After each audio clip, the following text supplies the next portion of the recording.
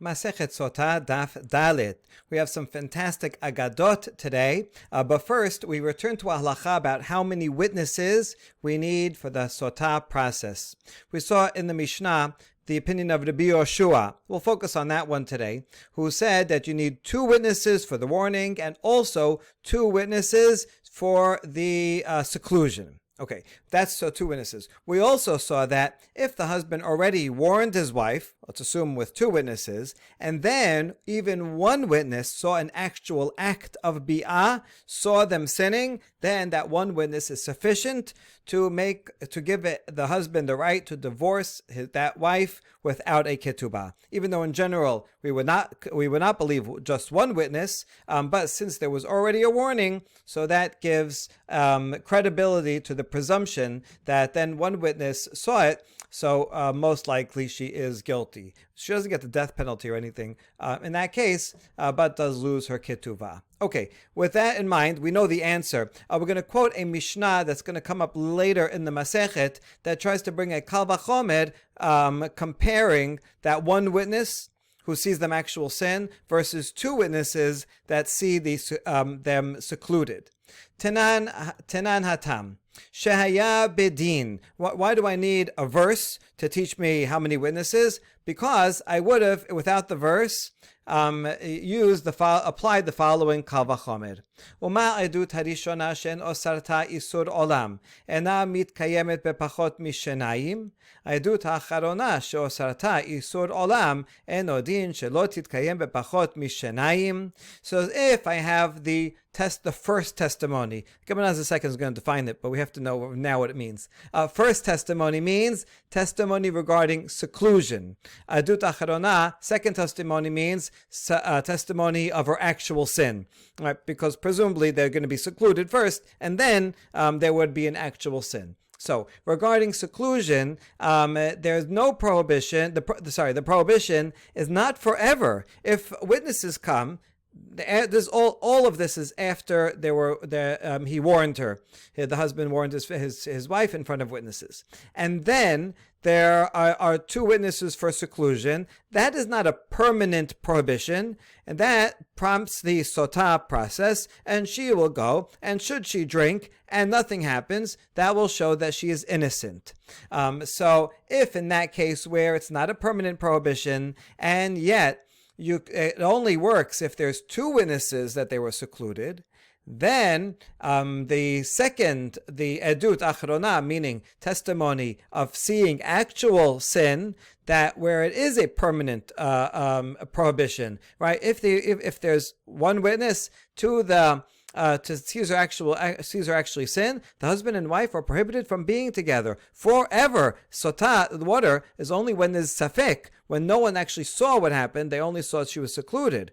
So that is a permanent prohibition, all the more so that it should be 2. If you need 2 to create a temporary prohibition, prohibiting the husband and wife to each other, then all the more so you should need 2 witnesses to make a permanent prohibition, and therefore 1 would not be enough. That's what we would think if we had logic alone. Therefore, Talmud Omar ve'ayed en ba kol sheyesh ba. Therefore, the pasuk in Sotah says ve'ayed en ba. We saw earlier that the word ayed means 2 witnesses, because in another context it says ayed echad. From there we learned that if you don't say echad, then ed means 2. And the pasuk says, if there are not 2 witnesses, but rather, it has to be something, rather only 1 witness that sees her act of adultery, then she is teme'ah, she is prohibited. So if I didn't have this pasuk, I would think from the Kal Vachomer that to see an actual act need 2 witnesses, therefore this pasuk says only 1 witness. Good. The Mishnah later on in the Masechet continues and flips it around, and maybe we could learn the Kal Vachomer in the opposite direction. V'Kal Vachomer le'edut harishona me'ata, u'ma edut ha'achrona she'osarta isur olam mitkayemet be'ed echad. העדות הראשונה שאין אוסרתה איסור עולם, אינו דין שתתקיים בעד אחד. So we can take this Kal Vachomer and learn something about the first testimony, meaning testimony for seclusion. If testimony that sees their actual act and creates a permanent prohibition, all that needs is one witness, then testimony for the seclusion, which creates a temporary prohibition until she drinks, all the more so, it should require only one. And this would be a challenge, at least according to the Yeshua's opinion, who says you need two. So how do we know? So by logic alone, I would assume that you only need one witness for seclusion. תלמוד לומר כי מסע בה ערבת דבר, ולנו אומר על פי שניים עדים או על פי שלושה עדים יקום דבר. מה דבר אמור להלן על פי שניים עדים? אף כאן על פי שניים. Therefore we need this following גזרה שווה, because if a husband sees in his wife a matter of impropriety, so matzah b'arvat davar, and he divorces her. So we see arvat davar says the word davar. Now, what would be enough proof that the husband could divorce her because of sexual impropriety? Well, another pasuk also says davar in the context of monetary cases and says you need at least two witnesses. So just like regarding monetary cases here, it says you need two witnesses. So also, in order to declare that one's wife is guilty, and also needs two witnesses. And so this, we say, is referring to seclusion, that to declare her a Sotah, one needs two witnesses that after the warning, that she also was secluded with this other guy. Okay, so now we have Pisukim for both laws to exclude Kal Vachomer going one way or Kal Vachomer going the other way. Now the Gemara picks up to ask further. Hai, Mikim Asaba Ervat Avar Nafka, Mi Ba Nafka, Ba Velo Bekinoi, Ba Velo Bestira, Mi Ba Ele. So we ask, do we learn the law that we need two witnesses for seclusion from this Gezerah Shava, from Matzah Ba'arvat Davar in the Pasuk in Devarim? That's not true. We learned it already above from the word Ba in the context of Sotah. We learned Ba, Ed Ayin Ba, that you have, even if there's not two witnesses but only one witness, for her, that's a limiting word, that this one witness rule applies only to the one case of the witness actually seeing the act, but excludes the warning and excludes seclusion. For those two laws, one witness is not enough, you need two witnesses. And so I would learn it from there. And so the Mishnah should have learned it from the word ba and not from the pasuk in Devarim. And Gemara says, yes, indeed it is so. And now we're going to expand and explain what the Mishnah meant to say. It's kind of like a chasure machasera, where completing the wording of the Mishnah. Talmud Omar ba velo bikinui, ba velo bistira. Yes, indeed, the Mishnah is assuming or we should add the words that we learn. You need two witnesses for seclusion because the word ba tells us that we need one witness only for seeing the actual act. That only there is one witness enough, but otherwise we need two witnesses for the warning and for seclusion. Okay, next, now Gemara is continuing to paraphrase what the Mishnah should say. V'tuma be'alma belo kinui belo stira dela meheman ayed echad min nilan. Now, what if there is sin in the general case when there is no prior warning or seclusion, right? Just a case out of the blue, how many witnesses would we need if a woman just at a surprise with no previous warning by the husband was caught in an act of adultery? How do we know that one witness would not be sufficient? Ne'emar kan ki masa ba'arvat davar. Ne'emar lalan al pi shenayim edim o al pi shelosha edim yakom davar. That's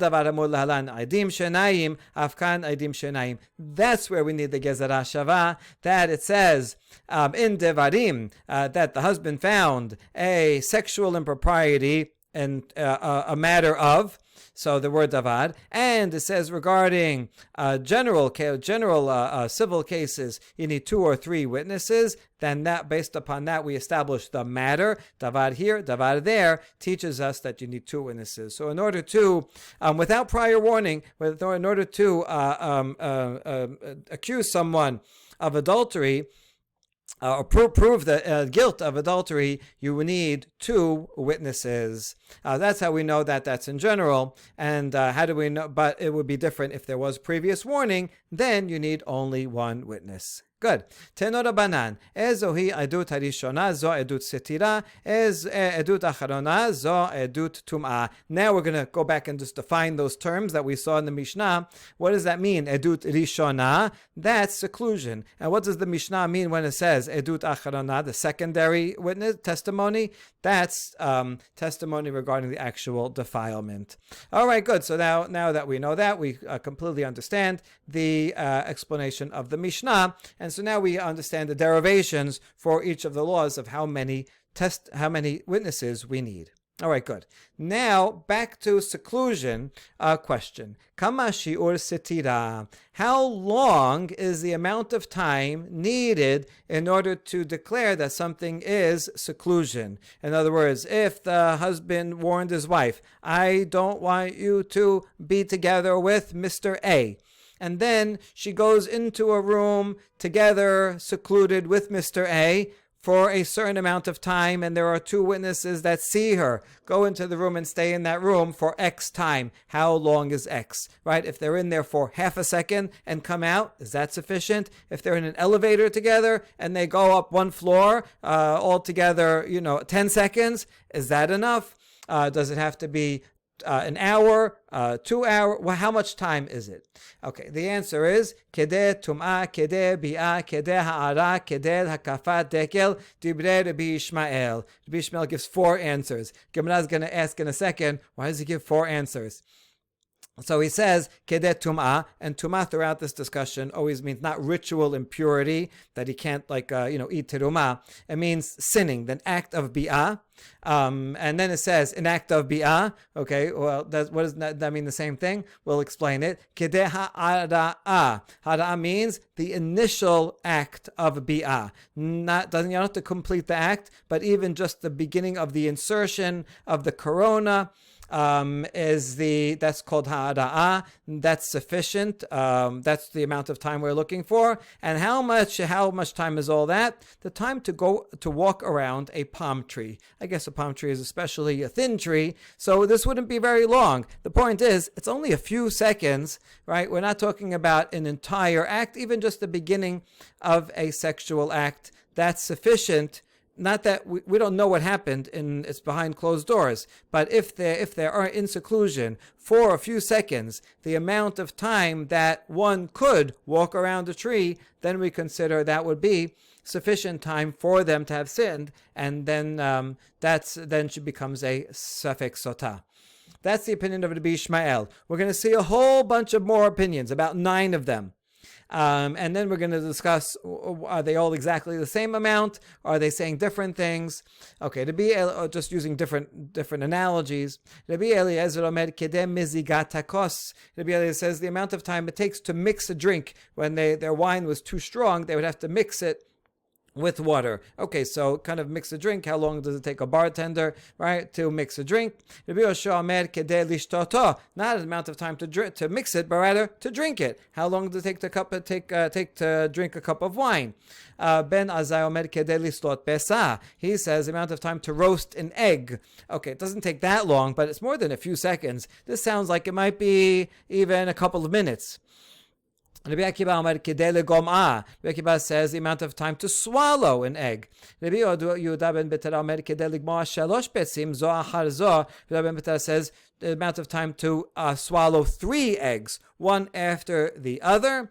Rabbi Elazar ben Yirmiyahu omer kedei likshod gardi nima. The amount of time it takes for a weaver to tie strings. A weaver is a professional, so I presume he knows what he's doing and can make this tie relatively quickly, but it might be some kind of complicated tie that takes a little bit of time. Chanin ben Pinchas omer kedei shetoshit yada letoch piha litol kesam. He says the amount of time that it would take for a woman to put her hand in her mouth to remove a wood chip, if she has some kind of splinter between her teeth, to take it out. Pelimo omer kedei shetoshit yada lesal litol kikar. And Pelimo says the amount of time it would take for a woman to put her hand into a basket to remove a loaf of bread from it. Why are they talking about specifically women versus men doing it? Maybe we'll see. They're going to connect it to Pesukim about women, but maybe women do this more often, so that they can do it faster than a man can.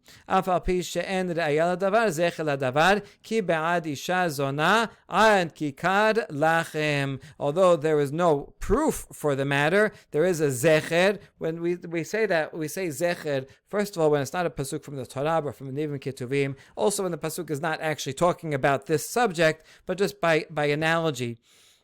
So here it talks about Isha Zonah, right? And so we're analogizing the amount of time it would take for a person to be with an Isha Zonah, to commit an illegal sexual act, is equal to ad, the amount of time until kikar lachem, it takes to grab a loaf of bread out of a basket. We'll see what this pasuk actually means in context. We're going to discuss it in a few minutes. All right, good. Now that we finished this braita, we ask,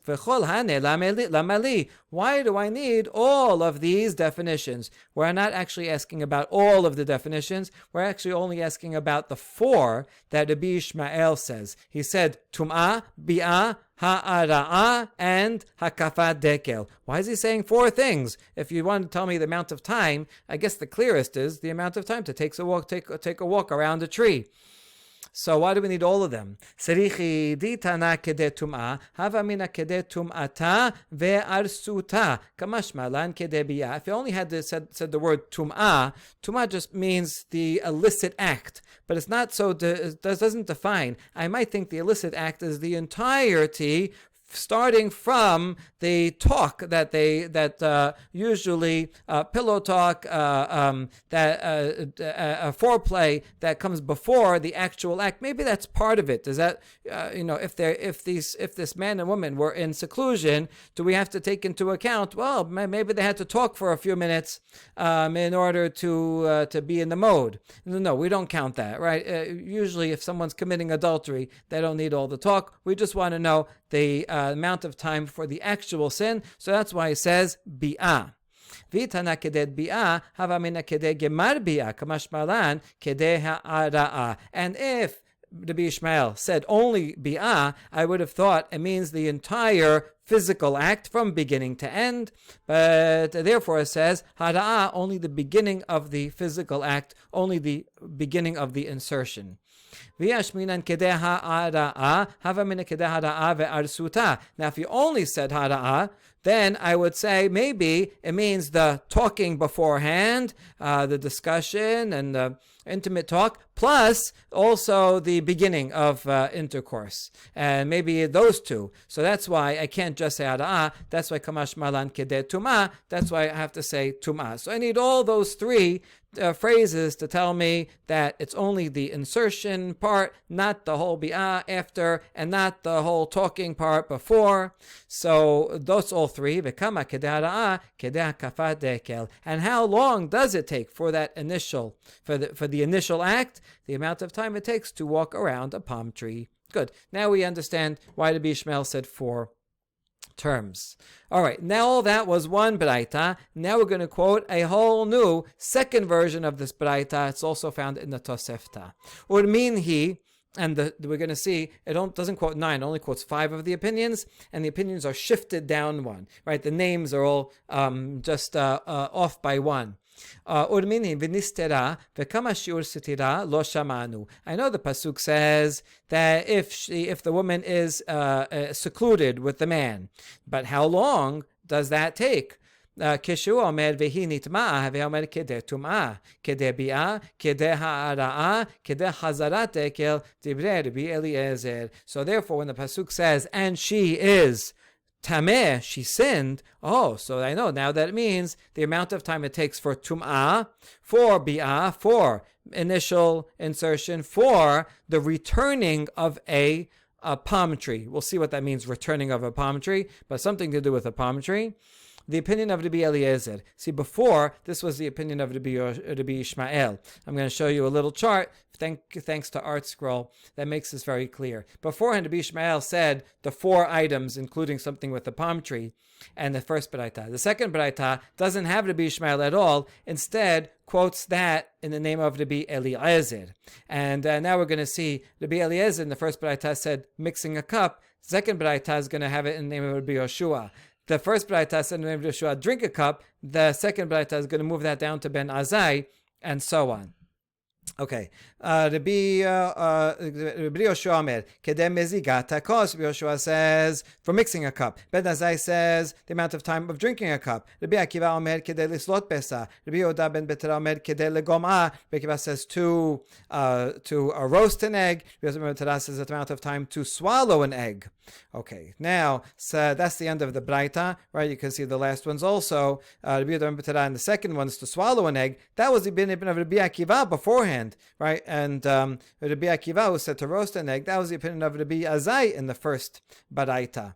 So this is confusing. Can we reconcile these two Baraitot? Okay, let's see. So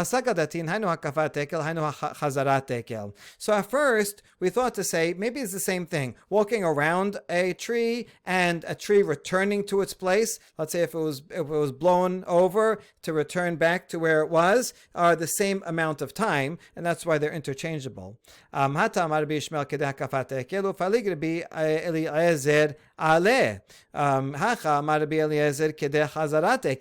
it can't be that it's the same amount of time, because in that Baraita, Rabbi Ishmael said to circle a palm tree. Rabbi Eliezer said something different. He said for mixing a cup of wine. And so Rabbi Eliezer must be that he disagrees with Rabbi Ishmael. So we're assuming here that we should reconcile the two Baraitot. If you asked me, I would say that these two Braitot are two different versions of an oral tradition, and they probably memorize things by remembering a list of sages and a list of opinions, and through the course of transmission, it got shifted off one. That's if you asked me, but nobody asked me. So the Talmud instead says, no, we should reconcile them, and in order to reconcile them, must be to be Eliezer said both mixing a cup and a palm tree returning. And so therefore, these must be the same thing, as we're going to say in a second. If they are the same thing, then Rabbi Eliezer must be different from Rabbi Ishmael, because he argues, and therefore returning of a palm tree must be a different amount of time than circling a palm tree. Okay, so now we have to answer it. It'll be the same. Amar Abaye, hakafa baregel, chazara beruach. Abaye explains they are in fact different times and refer to different events. Rabbi Ishmael was talking about the time to walk around the palm tree, whereas the second Baraita, Rabbi Eliezer, was talking about a palm tree bending and going back to its place. Good. Ba'e Ravashe. Chazara beruach ki hechi da'azir v'hadarate, od yema ki hechi da'azir v'ate, v'hadar ka'eb beduchte. Teko Ravashe asks about this opinion of Rabbi Eliezer. When he says that, does it mean one time that it bends and comes back? Or does he mean that it bends and comes back and forth until it settles in its place, right? When you bend something, that's springy, then it'll go back and forth a lot of times like a pendulum and less until finally it comes to rest. That will be significantly more time than just one back and forth, and we don't resolve that question. Hatam amar Rabbi Eliezer kedelim zigat hakos. Hacha kedeh chazarat tekel. Question about Rabbi Eliezer. In the first Braita he says a time for mixing a cup. Here he says for a tree bending back. Which one is it? And we answer, Idi v'idi chad shiurahu. He said both, and they're the same amount of time. So the two Braitot agree with each other. Hatam amar Rabbi Yoshua kedeh lishtoto amar kedeh mezigat hakos. In the first Braita, Rabbi Yoshua said a time amount it takes to drink. And the second Braita, he says, and the time it takes to mix. So what about that? Ema kedeh limzog velishtot. Oh, actually, what he meant to say is the two are filling in each other. When the first Braita, he meant the amount of time it takes to mix a drink and to actually drink it. In the first braita, he said half of what he meant to say, and second braita, the other half of what he meant to say. Okay, it is difficult to say this. He's assuming you know the other one, or maybe he meant to say kind of Rabbi Yehoshua is adding to the words of Rabbi Eliezer. Rabbi Eliezer said to mix a cup. He says, oh, also to drink a cup, right? Maybe, but then what are you going to do for this one? Okay, anyway, we can reconcile it by saying they're referring to each other, and you need actually both. So this would be much longer than what Rabbi Eliezer said. Okay, so Rabbi Yehoshua says that, and now we wonder, why don't you answer like we did before, that these are equal times, mixing and drinking? You can't say that because then that would be Rabbi Yehoshua would agree with Rabbi Eliezer. If he agreed with Rabbi Eliezer, he wouldn't have to say anything at all. We wouldn't have to record a separate opinion if he agreed. So it can't be that he agrees with Rabbi Eliezer. So it can't be just the amount of mixing a cup, and therefore it has to be a different amount. If it's a different amount, it has to be something that has to do with mixing and drinking. So we say, you know what, add them together, and that's what he meant to say. All right, next. Hatam amar ben azai kedei lislot besa, hacha amar kedei lishtoto. The first braita says to roast an egg, and now he says the amount of time to eat an egg, or to drink a cup of wine. So which one is it? Roast egg or drink wine? Those are the same exact time period.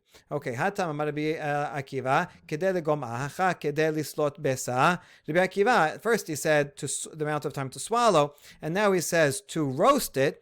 Which one is it? So add them together, and Rabbi Akiva said you need what he said in both contexts. To add them, you need the amount of time to roast an egg and to eat the egg. Wait, for Rabbi Akiva, why do we answer that you have to add them together? Why don't we say the two braitot are equal?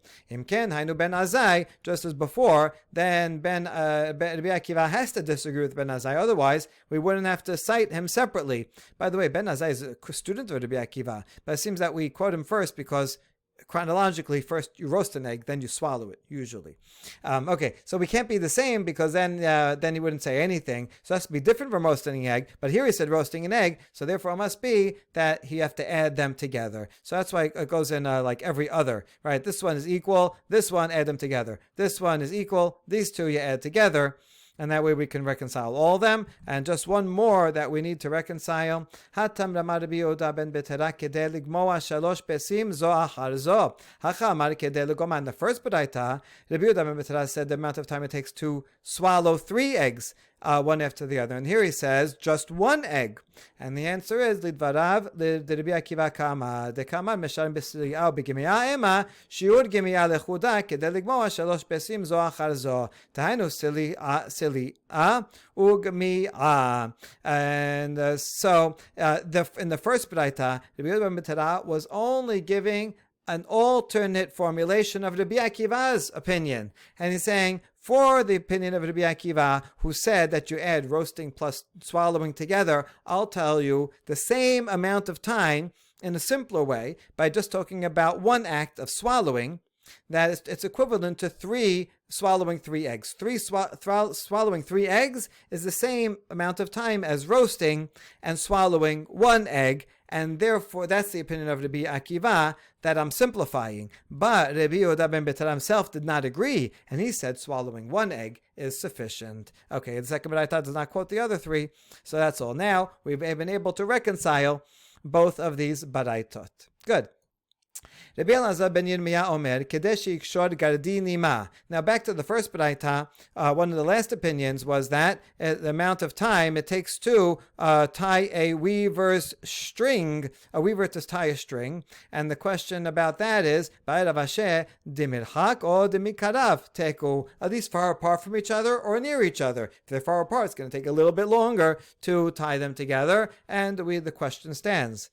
חנין בר פנחס אומר, כדי שתושיט ידה לתוך פיה, ליטול קסם, בערב אשה, דמי הדק או דלמי הדק. When it says, Pנחas says, amount of time it takes for a woman to remove a splinter between her teeth, does that mean that the splinter is stuck in there and takes a little longer to pry it out, or that it's loose? And the question stands, Pelimo omer, כדי שתושיט ידה.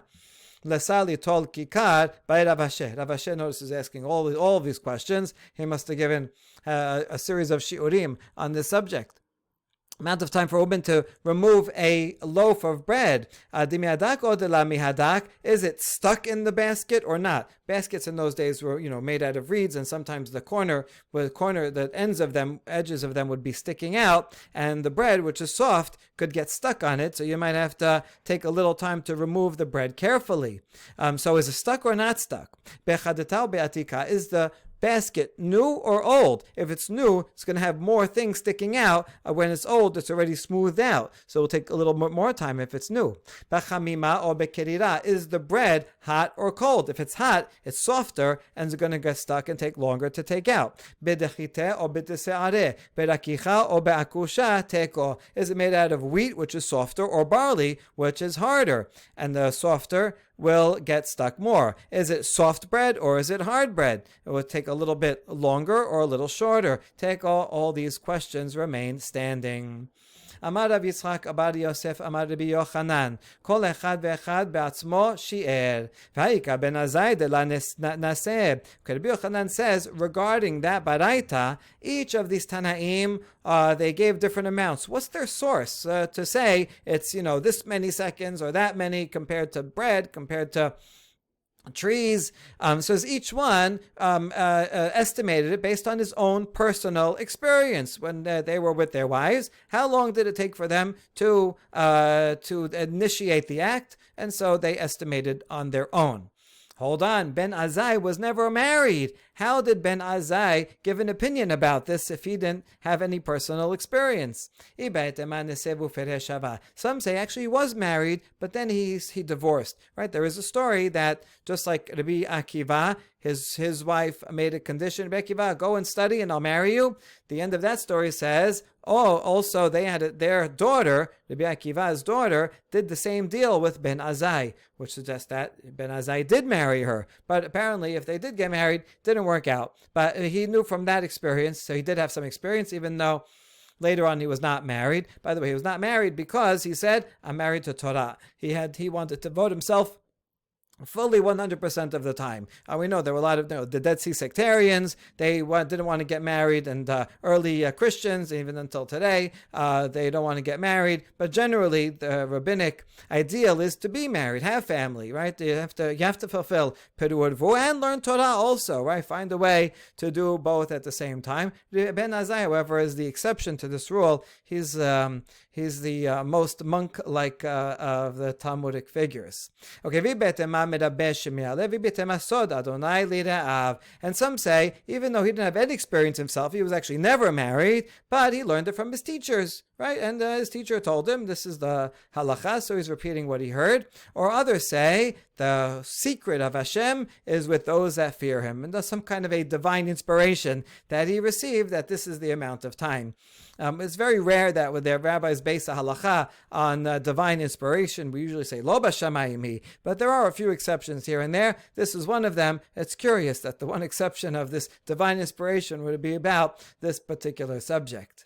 Okay, Darash Rav Avira. Zimnin amar la mishemed Rabbi Ameh. Vezimnin amar la mishemed Rabbi Aseh. So Rav Avira taught the following, and he taught it in the name of his teacher, but sometimes he mentioned Rav Ameh, sometimes he mentioned Rav Aseh. I don't know, maybe he heard it from both of them. And here's his teaching. כל האוכל לחם בלא נטילת ידיים כאילו בא על אישה זונה שנאמר כי בעד אישה זונה עד כיכר לחם.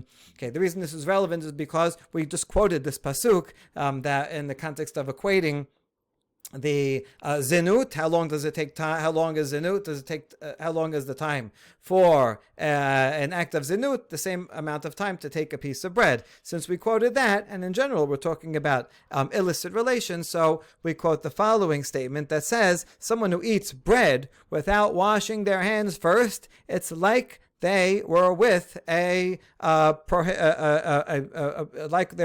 zona." Now, these two things seem to be very far apart, right? I don't know if anybody would say, what is this like, and equate these two. So, what does that have to do with each other? Well, they are using a pasuk, isha zona, and kikar lachem. What do you mean kikar lachem? What's wrong with bread? What's wrong eating bread? Must be talking about eating bread a problematic way without Netilat Yadaim. Okay, to understand this a little more conceptually, however, it must be something like this, that if one just eats bread, animals also eat bread. So if you're just eating bread without any Kiddusha, without any preparation, then you're just doing an animalistic act, and so that's not proper, right? You should do something and make it kadosh. We wash our hands, similar to the way the Kohanim used to wash hands before eating terumah. So even though we're not Kohanim and we're not eating terumah and we're not tahor, still we're reenacting that. We also add a beracha before, after. We make this into a holy act to recognize, right, we're not acting like animals.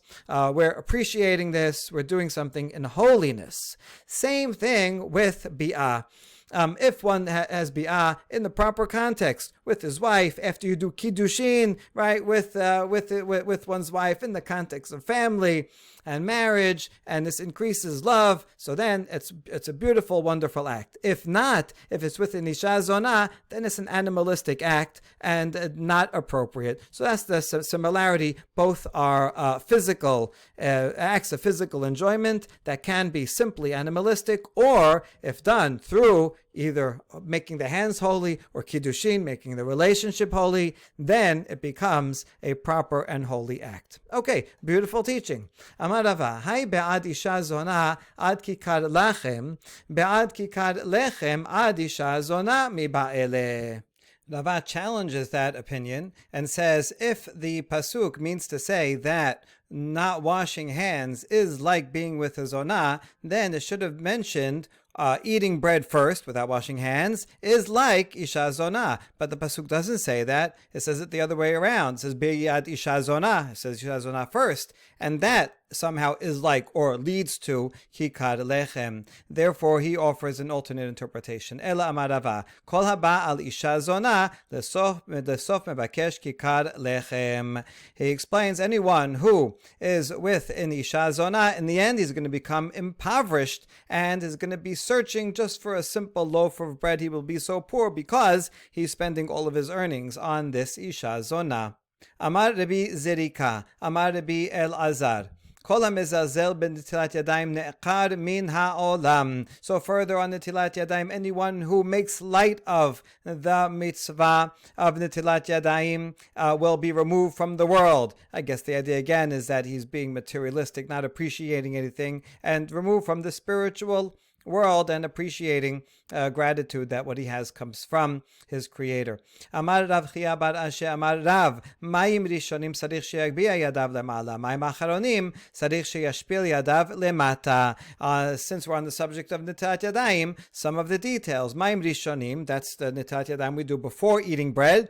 One should, after washing hands, should lift his hands up towards up above. Whereas Mayim acharonim, at the end of a meal, after washing, one should keep his fingers facing downwards. We'll see why. Tanyana mehachi hanotel yadav sarich sheyagbiya yadav lemala, shema yesu hamayim chus laperek v'yachzeru v'yitameu et hayadayim. Braita repeats this and gives the reason why Mayim Rishonim you should keep your hands up, because we're assuming here one's washing only once, not like the 3 times that we usually do.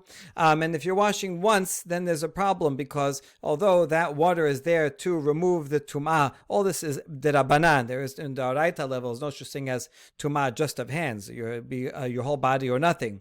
But this tum'ah derabanan, that first washing will remove the tum'ah, but the tum'ah will be in the water, and so the water itself is tameh, and so then we worry that here's the problem: the water will drip down above one's wrist, and then if you put your hands down, that water will come back and make your hands tameh again. Therefore, keep them up, kind of like a surgeon, right? After they do their scrubbing, they keep their hands up in order to remain pure. We wash 3 times, so really even after just 2 times, already you're washing the water that became tameh, you're washing that itself off. Also, if one washes with more water, a revi'it of water, a cupful, then you don't even have to do three times, because that's kind of like dipping your hands in the mikveh, in which case also they become tahor, and you don't have to worry about the impurity of the water by itself. Okay, how come Maim Acharonim? That's different because there you want to get those strong salts and dirt off of one's hands, one's fingers, and want to keep them down so the water will come off and not remain on the hands, not go back up. Okay, Amar Bi Abhu, Kol ha'ochel pat belo niguv yadayim, kilo ochel lechem tamesh, nemar vayomer, Hashem kacha yochelu b'nei Yisrael et lachmam tameh. And anyone who eats bread without drying his hands is like he's eating lechem tameh. Similar idea that the water itself, even after washing just once, the water itself is tameh. So then by touching the bread will become tameh. Or another reason, maybe just with wet hands, it makes the bread soggy, and then that's gross. And the pasuk that we learn it from is from Yechezkel. This is the context of Ezekiel bread. Actually comes from this context. Hashem tells Yechezkel to make disgusting bread cooked on dung with all kinds of funny seeds and grains in it. We think it's healthy and we like it a lot. I like it. It is healthy. But the way Yechezkel did it was much worse than the way we do it. And the point there was, he's telling Yechezkel, there's going to be terrible destruction and famine, and the people are going to be searching for any food. They're going to even have to eat this repulsive food. And so he says, this is how Bnei Yisrael are going to have to eat their bread unclean among the nations, right? Disgusting bread. And so that's the comparison of this eating food that's soggy. Mai ve'eshet ish nefesh yekara tasur. Okay, now we quoted the pasuk about eating bread. Being with the zonah leads to looking for bread. We quote the rest of the pasuk that says, and eshet ish, an adulterous woman, will hunt out a precious life. In other words, be careful of a woman who is looking for adultery. Amar Rabbi Chiya bar Abba Amar Rabbi Yochanan, Kol adam sheyesh bo gasut haruach lebasof nichshal be'eshet ish shene'emar ve'eshet ish nefesh yekara tasud. Okay, even though the simple reading of the pasuk, as we'll see in a minute, is talking about that the woman is hunting to make the man sin, Rabbi Yochanan flips it around and says a man or any person who has arrogance in the end will fall into the sin of adultery, right? Because they think the world revolves around themselves. They don't think about others. They don't think about their spouse, their family, their community, all the harm that they're doing. And so arrogance will lead to sin, as it says in the pasuk. Here we're reading nefesh yekara, meaning an arrogant soul will hunt after cause eshet ish. Amar cause adultery. Amar Rava, hi nefesh yekara, nefesh kevohami ba'ele. Rava says that doesn't make sense to me, because if it's talking about arrogance, the term for arrogance is nefesh gevoha, someone who's all puffed up, lifted up, thinks so highly of himself. Nefesh yekara means a precious soul, so that sounds like something more positive. And furthermore, ve'od hi tasud mi ba'ele. In order to clarify if it's the eshet ish who's being the one that's hunted and the nefesh yekara doing the hunting, so then it should have said nefesh yekara hi tasud. The nefesh is nekeva. It will be hunting after eshet ish. So that's not the simple reading. Rather, the eshet ish is the subject of the verb, and she's the one doing the hunting. Ela amar Rava, kol ha'ba'al eshet ish afilu lamad Torah dichtiv ba yekara hi mipininim mikohen gadol shenichnas lifnai v'lifnim hi tesudenu ledina shel gehinam. Rather, it's this woman who's looking to sin. She will hunt even a precious soul, even someone who is otherwise a good person and pure, even if a person learns Torah, and regarding Torah says the Torah is more precious than jewels, even more precious, mipininim, we interpret allegorically, not jewels, but rather pininim, inside, better than the Kohen Gadol who enters the Holy of Holies on Yom Kippur. That's how great learning Torah is. It's open to anyone who learns Torah, is greater than the Kohen Gadol on Yom Kippur, the holiest day, the holiest person in the holiest place. And yet, this sin can make that person fall. That precious soul can be caught.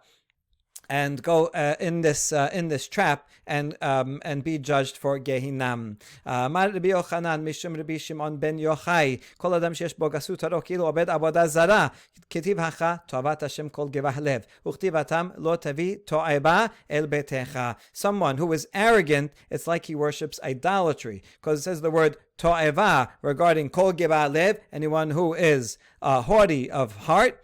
And also says the word to'eva, don't bring to'eva, referring to idolatry. Some people think to'eva is Rashi Tevot TV. Don't bring it into your house. Okay, so therefore, since it is to'eva here and there, it's like being arrogant is like idolatry, which it is. When someone is arrogant, they think so highly of themselves, they think the world revolves around them. They worship themselves. And so that is also a form of idolatry. Amar Rabbi Yochanan dide Amar כאילו כפר בעיקר שנאמר ורם לבבך ושכחת את השם אלוקיך. Rabbi Yochanan before was quoting Rashbi, but Rabbi Yochanan had a different equation. He says anyone who is arrogant, it's like he denies the fundamental belief in Hakadosh Baruch Hu, because the pasuk says Veram lebabecha, when a person's heart, mind becomes high and haughty, he forgets God. I don't need God, right? I'm self-sufficient. I am in charge of everything on my own, and because he doesn't have any needs, because he's so high in himself, so he automatically denies God's relevance. Rabbi Hama bar Hanina Amar, Ki'ilu ba al kol ha'arayot, someone who is arrogant, that sin is as bad as him sinning against all the prohibited relations. Ketiv hachat toavat Hashem kol gebalev uchtivatam ki et kol hatoevot ha'el. It says regarding someone who is haughty of heart, that he is an abomination to Hashem, and also it says regarding the forbidden relations that those are all abominations, so that equals all of those abominations of forbidden relations. Ula amar ki'ilu bana bama, someone who is arrogant, it's like he built a personal altar, which is not allowed. You're only allowed to have one mizbeach in the Mishkan, and not allowed to make any other mizbeach anywhere else. Shene'emar chidlu lachem min ha'adam asher neshama be'apo ki bameh nechshav hu al tikre bameh ela bama. We learn this pasuk in Yeshaya that says, cease from man whose natural is breath. In other words, don't put your trust in human beings. They're dependent on breathing here today, gone tomorrow. Cause in what? They're like nothing. Like, what is that? What is a person that he should be accounted for, that he is important? So this is saying, right, people should be humble. And so we say, don't read it bameh, but rather bama. A person who thinks highly of himself is like he is making his own altar. Basically, he's kind of worshipping himself. Okay, my yad leyad lo yenakeh. Now that we quoted the pasuk before, someone who's proud of heart is to'avat Hashem. The continuation of that pasuk says, from hand to hand, he will not be cleansed of punishment. What does that mean? Amarav kol ha'ba'al eshet ish afilu hiknahu lakadosh baruch hu shamayim va'aretz ke'Abraham Avinu tichti harimoti yadi el Hashem el alyon koneh shamayim va'aretz lo yinnakeh midina shel gehinam. So we're going to have a few statements about the severity of being unfaithful, which is it's not only connected to Pesukim we've been quoting, but also is the theme of Masechet Sotah, to keep away from the sin. And no one should think that they are beyond reproach or can be so sure of themselves, because anyone who violates the sin, even if Hashem promised him the heavens and the earth, like were promised to Avraham. It says regarding Avraham says to the king of Sodom, I raise my hand to Hashem. That's a way of swearing, right? Hashem who koneh, who created the heavens and the earth. Continuation, he says, I will not take anything from the king of Sodom. So we see that Avraham was promised the Shamayim Va'aretz by Hashem. Nevertheless, even if someone is as righteous and as deserving of reward as Avraham, if one should commit the sin, he will not be cleansed even of Dina Shel Gehinam. That's liyad liyad, right? Raising his hands, lo yenakeh. We ask about this. Kasha lehu ledebe Rabbi Shela. Hayad liyad lo yenakeh yadimi ba'ele. If this was referring to this statement like Avraham, it shouldn't say yad liyad. It should have said yadi. That's what it says in the pasuk. Even someone who raises his hand in swearing and recognizing God as the creator of heaven and earth and deserving heaven and earth, it should have said yadi, not yad liyad. Rather, here's another exposition. Ela amri deber Rabbi Shela afilu kibel Torah kemoshe Rabenu dichtibe mimino esh dat lamo lo yinnakeh medina shel gehinam. Rather, it's talking about even if a person is as righteous and deserving of reward as Moshe Rabenu, who received the Torah, even if this person received the Torah himself, like Moshe Rabenu, is that great. Regarding Moshe, it says, mi no, right, from his right hand, the fiery Torah was given to him. That's referring to Moshe, who received the Torah from hand to hand. God handed Moshe the Torah. Even someone that great, if someone like that should sin, Eshet Ish, he will not be cleansed from the judgment of Gehinam. We ask about this interpretation also. Kashya Rabbi Yochanan, Hai yad leyad, yad mi ba'ele. If it's referring to someone like Moshe receiving the Torah, it shouldn't say hand to hand, but rather hand from hand, that Moshe received it. So from Hashem's hand, he received it. Ela ma Rabbi Yochanan, afilu oseh tzedakah baseter, dichtiv matan baseter yichpe'af, lo yinnakeh medina shel gehinam. Rather, the final understanding is even if someone does acts of righteousness and charity in private and gives to poor people without them knowing who gave them, even if someone is that righteous that he gives charity to the poor, it's a great thing, wonderful thing. But if that person should sin, then they will not be cleansed. This is based on pasuk in Mishleh. Matan baseter, giving in secret pacifies wrath. That's a good thing, right? To give in secret. But this sin of Eshet Ish, even that righteous person will be punished. In other words, no good deeds can save a person from the consequences of Eshet Ish. And so now it's interesting how we're combining Avodah Zarah, arrogance, Eshet Ish, right? All of these, the character traits are all connected to each other. And so that's why we are connecting them all together and giving the warnings against them. Baruch Adonai Leolam, Amen ve'amen.